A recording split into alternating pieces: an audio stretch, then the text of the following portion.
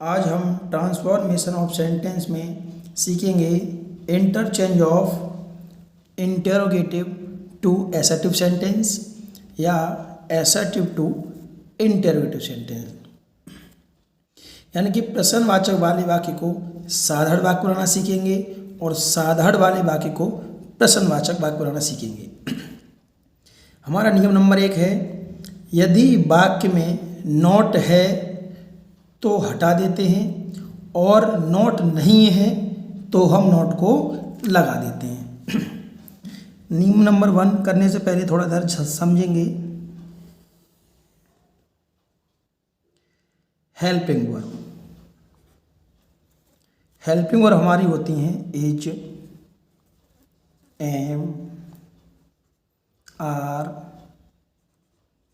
Was, were, to, does, did, has, have, had, जो भी वाक्यों को बनाने में प्रयोग की जाती हैं वो सब हमारी होती हैं helping verb.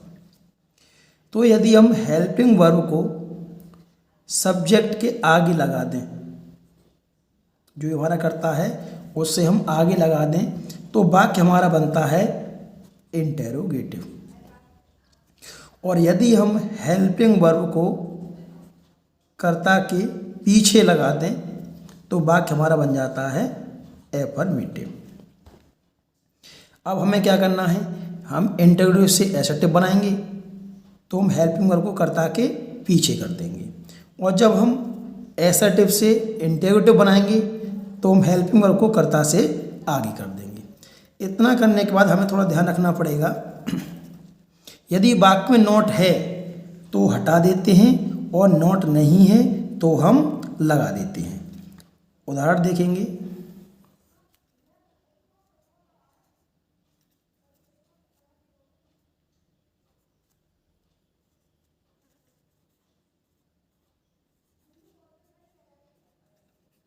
Ram is a good boy, इस वाक्य को हम बनाएंगे इंटेरोगेटिव। देखिए, तो वाक्य में आप चेक करें, हेल्पिंग वर्ब क्या दी हुई है, इज, तो इसको हम क्या करेंगे, कर्ता से आगे लगा देंगे तो हमारा वाक्य कैसा बन जाएगा, इंटेरोगेटिव बन जाएगा। तो इज राम। अब आप देखेंगे वाक्य में नॉट है या नहीं है, तो वाक्य में नॉट नहीं है तो हमें क्या नॉट को लगाना है, नॉट ए गुड बॉय। वाक्य हमारा प्रश्नवाचक बन गया तो हम लास्ट में प्रश्नवाचक चिन्ह भी लगाएंगे। एक और उदाहरण देखते हैं।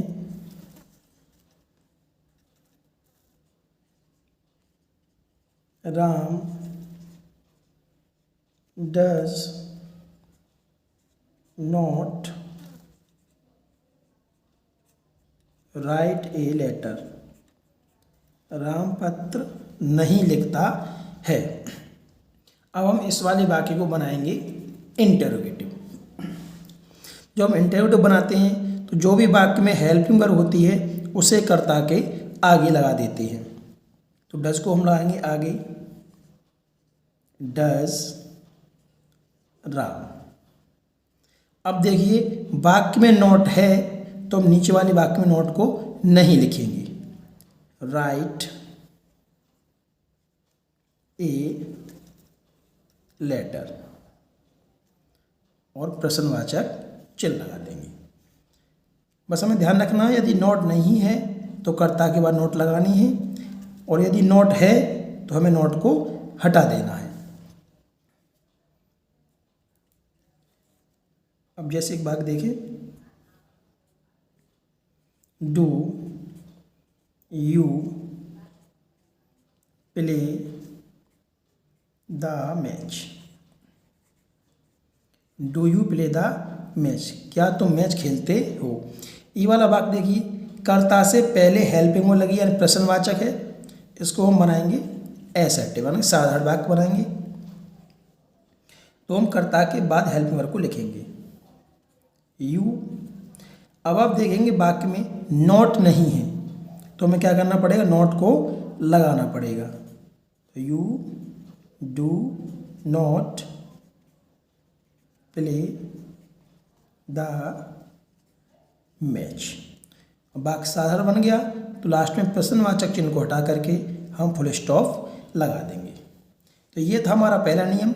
इसमें कुछ नहीं करना है, बस आपको ध्यान रखना है हेल्पिंग वर्ब को कर्ता से पहले लगा देंगे तो आप इंटरोगेटिव बना सकते हैं। हेल्पिंग वर्ब को कर्ता के बाद लगा देंगे तो वाक्य आपका एसर्टिव बन जाएगा। बस आपको ध्यान ये रखना है यदि वाक्य में नॉट नहीं है तो लगा देनी है, यदि नॉट है तो हमको हटा देना है।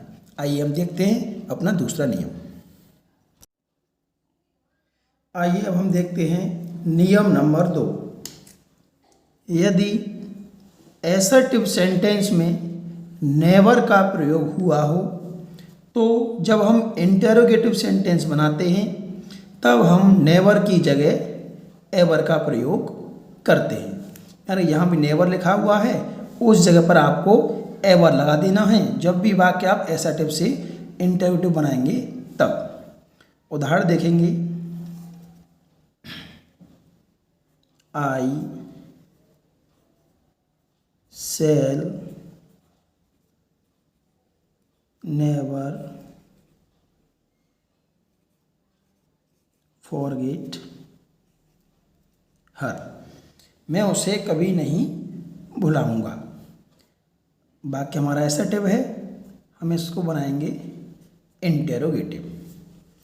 जब हम इंटेरोगेटिव बनाते हैं तो हेल्पिंग वर्ब को कर्ता से पहले लिखा जाता है, तो सेल को हम सबसे पहले लिखेंगे, सेल आई। अब देखिए इस वाक्य में दिया है नेवर, बस हमको नेवर की जगह पर एवर लिख देना है, EVER ever.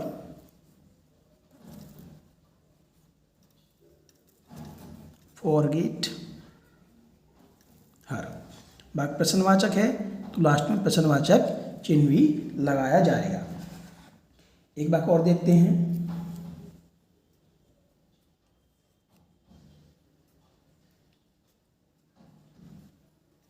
he was never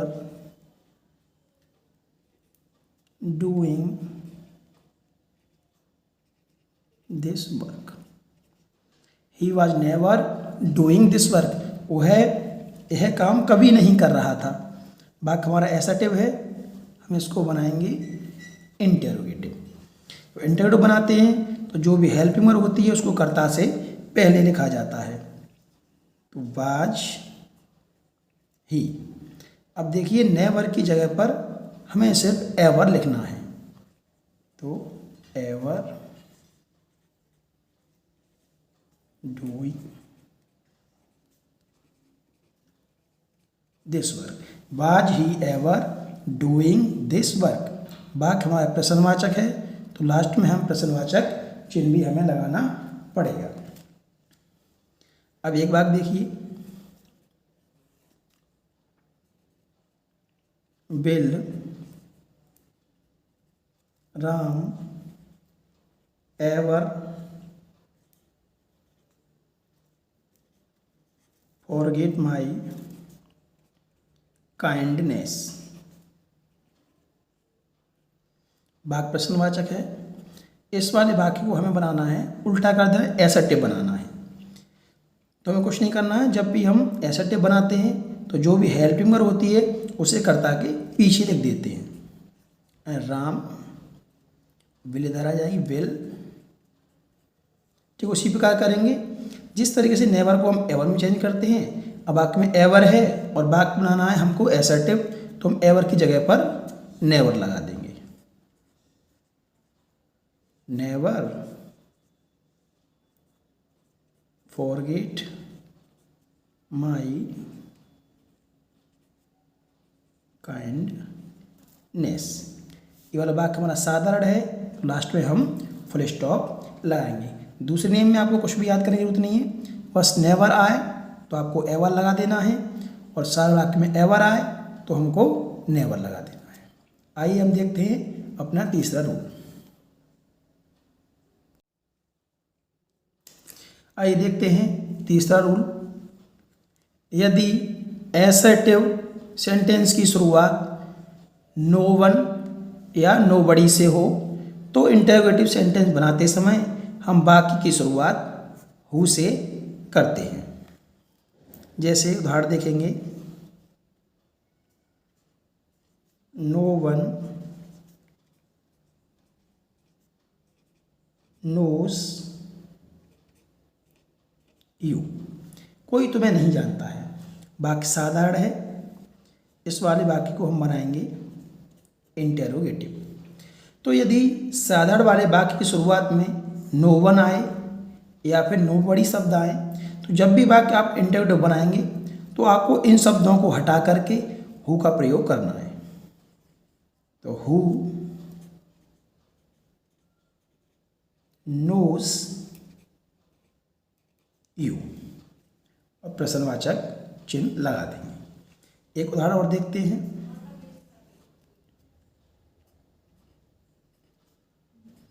nobody can win the match. इस वाले वाक्य को भी हम इंटेरोगेटिव बनाएंगे। नोबडी माने होता है कोई नहीं, कैन विन द मैच, कोई भी मैच नहीं जीत सकता है। अब आप देखेंगे, नोबडी और नो वन, ये हमारी नेगेटिव मीनिंग होती है, यानी कि इनके अंदर ही नॉट छिपा हुआ होता है। इसलिए हम जब हु का प्रयोग करेंगे तो हमें नॉट नहीं लगानी है, यानी कि ऊपर वाले वाक्य में है तो हमको हटानी है, हम हटा देते हैं। अब यदि नो वन आए या फिर नो बड़ी आए, तरीका हमारा वही रहेगा, इनको हटा करके हम हु लगा देंगे। फिर हेल्पिंग और कैन, नॉट नहीं लगानी है क्योंकि ऊपर वाले वाक्य में नॉट है। उसके बाद विन द मैच, प्रश्नवाचक चिन्ह लगा देंगे। तीसरा वाक्य देखते हैं,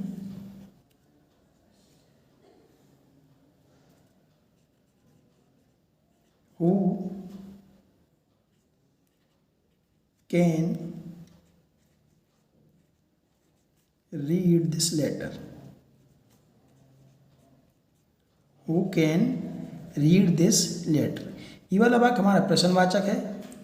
इसको हम उल्टा करके देखते हैं, यानी एसर्टिव बनाएंगे। तो यदि वाक्य में हु आए तो हु को हटा के चाहे तो आप नो बड़ी लिख दें, चाहे आप नो वन लिख दें। तो no one can read this letter. वाक्य हमारा साधारण है तो लास्ट में फुल स्टॉप लगा देंगे। आपको सिर्फ इतना याद रखना है, यदि प्रश्नवाचक वाले वाक्य में हु आए तो आपको नो वन या नो बड़ी आप कोई भी लगा सकते हैं, और यदि साधारण वाले वाक्य में नो वन या नो बड़ी आए और आप बाकी को प्रश्नवाचक बनाएंगे तो इन शब्दों को हटाकर आप बाकी शुरुआत हु से करेंगे। आइए हम देखते हैं नियम नंबर 4।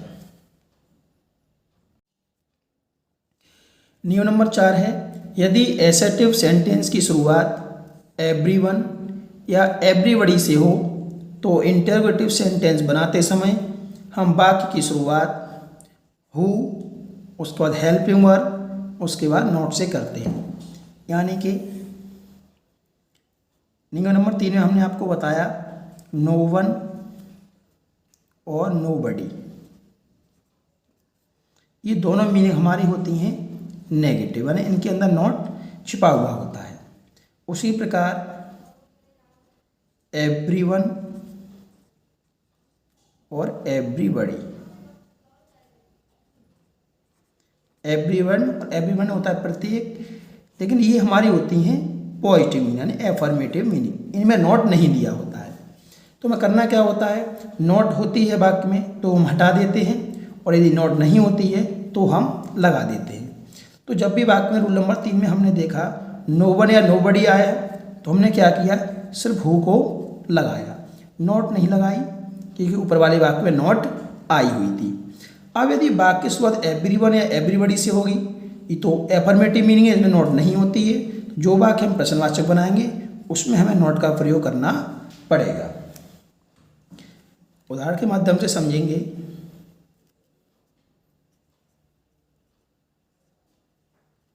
एवरीबडी नोज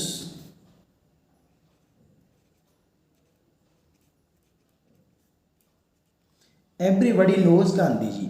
प्रत्येक व्यक्ति गांधी जी को जानता है।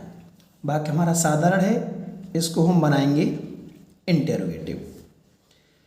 तो यदि वाक्य की शुरुआत एवरीबडी या एवरीवन से होगी तो हम इनको हटाकर हु लगाएंगे।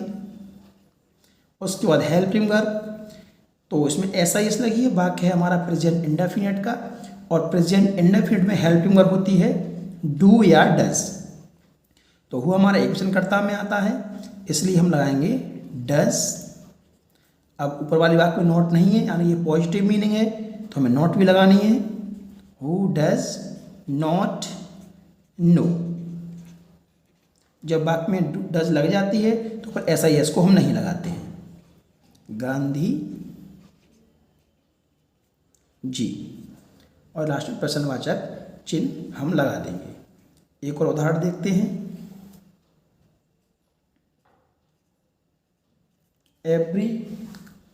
everyone has heard this news. Everyone has heard this news. प्रत्येक व्यक्ति यह खबर सुन चुका है। हम इंटेरोगेटिव बनाएंगे तो एवरीवन को हटा करके हमें हु लगाना है, फिर हेल्पिंग वर्ब, उसके बाद नॉट। उसके बाद जैसा हमारा वाक्य लिखा हुआ है वैसा वाक्य लिख देते हैं, दिस न्यूज़। वाक्य हमारा प्रश्नवाचक बन गया। आपको खाली सिर्फ इतना ध्यान रखना है, नोबडी नोबडी आएगी तो आपको इंटेरोगेटिव बनाने के लिए इनको हटाकर सिर्फ हु लगा देना है। और यदि वाक्य की शुरुआत एवरीवन या एवरीबडी से होगी तो आपको हु लगाना है, और हेल्पिंग वर्ब के बाद नॉट का प्रयोग भी करना पड़ेगा। आइए तीसरा वाक्य देखते हैं।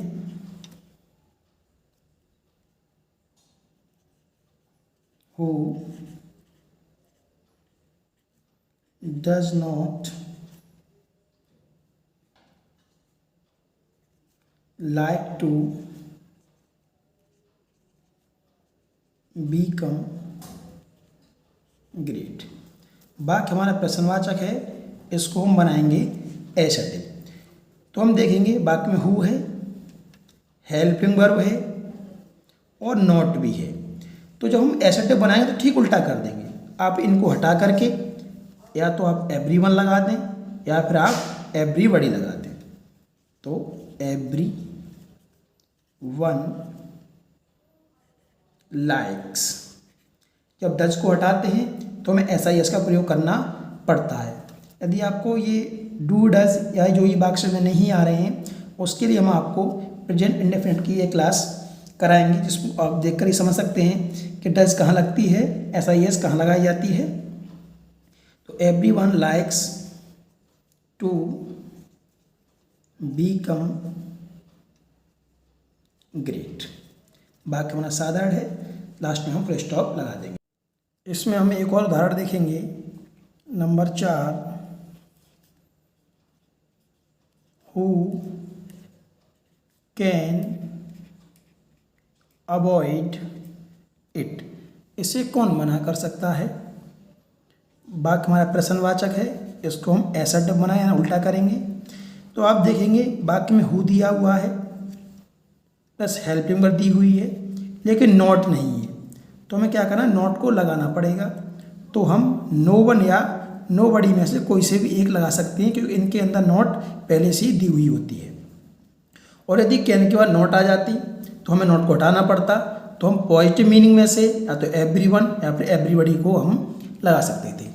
अब वाक्य में नॉट नहीं है तो हम नेगेटिव मीनिंग का प्रयोग करेंगे, या तो आप नो वन लगाएं या फिर आप नो बडी लगा दें। तो no one can avoid it, और लास्ट में फुल स्टॉप। आइए हम देखते हैं अपना रूल नंबर 5। हम नियम नंबर 5 में देखेंगे, यदि इंटेरोगेटिव सेंटेंस की शुरुआत वेयर से हो तो हम एसर्टिव सेंटेंस 2 प्रकार से बनाते हैं। देखिए, यदि हमारा प्रश्नवाचक वाक्य वेयर से स्टार्ट होता है और वेयर के साथ वाक्य में नॉट आती है, तो हम वाक्य को एसर्टिव बना करके वाक्य के अंत में हमें लिखना पड़ता है एवरी वेयर, वाक्य के अंत में। और यदि हमारा प्रश्नवाचक वाक्य वेयर से स्टार्ट हो और उसके साथ नॉट का प्रयोग ना हो, तो हम एसर्टिव बनाने के बाद वाक्य के अंत में लिखते हैं नो वेयर। उदाहरण के माध्यम से समझेंगे।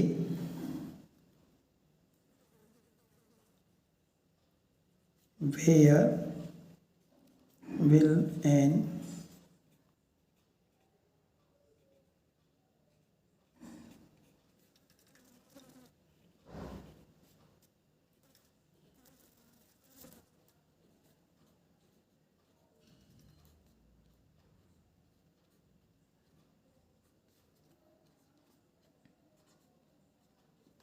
देखिए, where will an honest man not be respected, वाक्य हमारा प्रश्नवाचक है, हमको बनाना है एसर्टिव। तो आप देखेंगे वेयर दिया हुआ है और वाक्य में नॉट भी दी हुई है। जब वाक्य की शुरुआत वेयर से हो और वाक्य में नॉट भी दी हो, तो हम वाक्य को एसर्टिव करने के बाद वाक्य के अंत में आपको सिर्फ एवरी वेयर लिखना है। तो हम जब वाक्य को प्रश्नवाचक के साधारण करते हैं तो हेल्पिंग वर्ब को कर्ता से पीछे लगा दिया जाता है। तो हमारा कर्ता है एन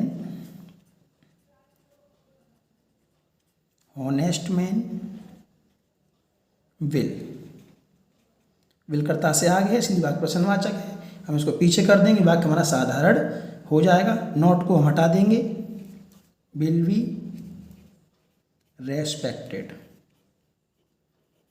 अब देखिए, वेयर है नॉट है, वेयर है नॉट है, तो बाकी के अंदर में क्या लिखेंगे एवरी वेयर,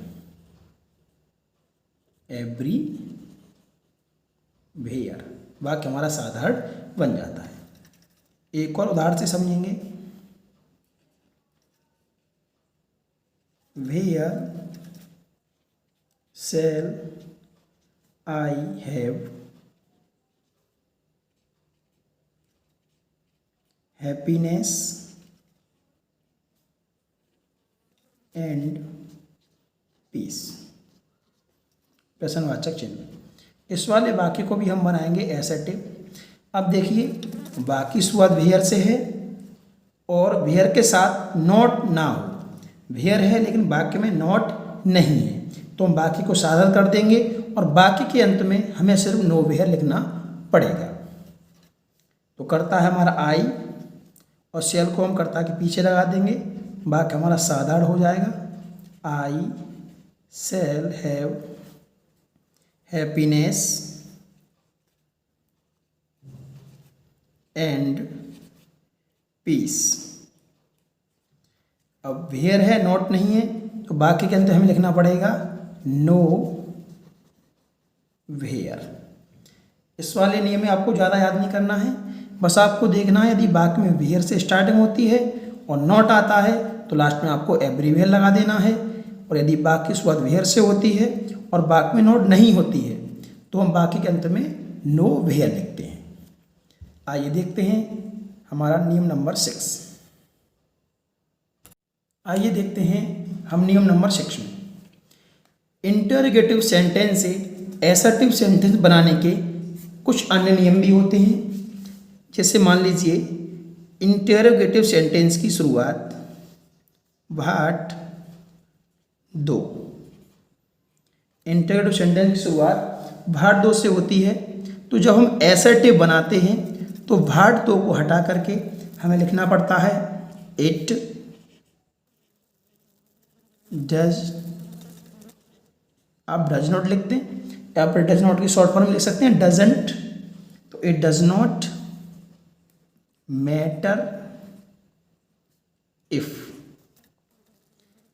जब आप इंटरोगेटिव से एसर्टिव बनाएं तो इंटरोगेटिव में यदि व्हाट दो आए तो एसेटिव बनाएंगे, तो हम भाट 2 को हटा करके हम लिख देंगे it does not matter if.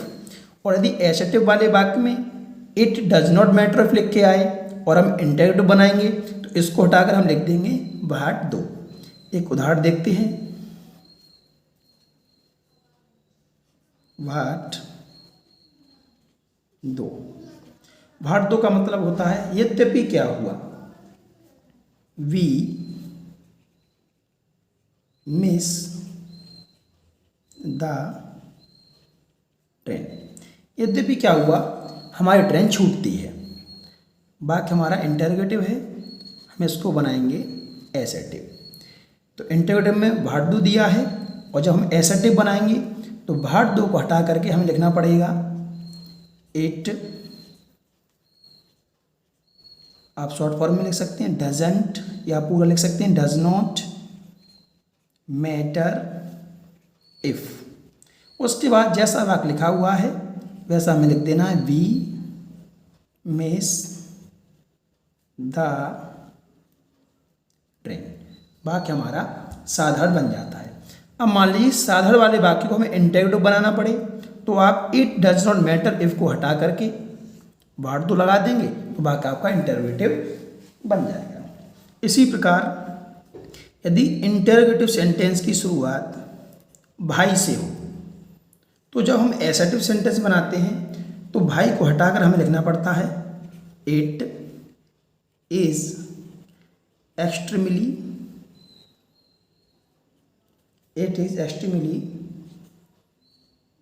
Foolish to. हमें इतना लिखना पड़ता है जब भी प्रश्नवाचक वाक्य की शुरुआत भाई से होती है और साधारण वाक्य बनाएंगे तो आपको लिखना पड़ेगा it is extremely foolish to.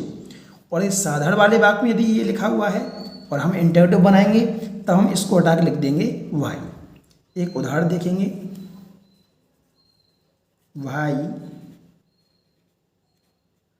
Waste your time in watching TV. Why waste your time in watching TV. TV देखने में अपना समय बर्बाद क्यों करते हो। बाकी हमारा प्रश्नवाचक है, हम इसको इंटरोगेटिव बनाएंगे। जब हम इंटरोगेटिव बनाएंगे तो हम भाई को हटाकर हमें लिखना पड़ेगा it is extremely foolish to. उसके बाद जैसा वाक्य लिखा हुआ है वैसा हम लिख देंगे waste your time in watching TV. वाक्य हमारा साधारण हो जाता है। और यदि साधारण वाला वाक्य को हम इंटरोगेटिव बनवाते हैं तो आप it is extremely foolish to हटा करके आप सिर्फ वाई लिख देंगे तो वाक्य आपका प्रश्नवाचक हो जाता है। आइए हम आपको एक एक्सरसाइज देते हैं, इसे आप सॉल्व करके हमारे कमेंट बॉक्स में शेयर करें। इंटरोगेटिव टू एसेटिव और एसेटिव टू इंटरोगेटिव में आपकी एक्सरसाइज है। पहला वाक्य है आपका no one has seen the wind. इस वाक्य को आपको इंटरोगेटिव बनाना है। दूसरा वाक्य है आपका वाई वेस्ट मनी। इस वाले वाक्य को आपको एसेटिव बनाना है क्योंकि प्रश्नवाचक है। तीसरा वाक्य हमारा everyone loves him on country. वाक्य साधारण है, आपको इसको प्रश्नवाचक बनाना है। चौथा वाक्य है आपका Ram is a good boy. वाक्य साधारण है, इसको भी आपको इंटरोगेटिव बनाना है। लास्ट वाक्य हमारा भाट 2 वी फेल्ड द एग्जाम। वाक्य हमारा प्रश्नवाचक है, इस वाले वाक्य को हमें साधारण वाक्य में परिवर्तित करना है। यदि आपको हमारी वीडियो अच्छी लगी तो कृपया हमारे चैनल को सब्सक्राइब करें। आपकी नेक्स्ट वीडियो जल्दी ही आएगी।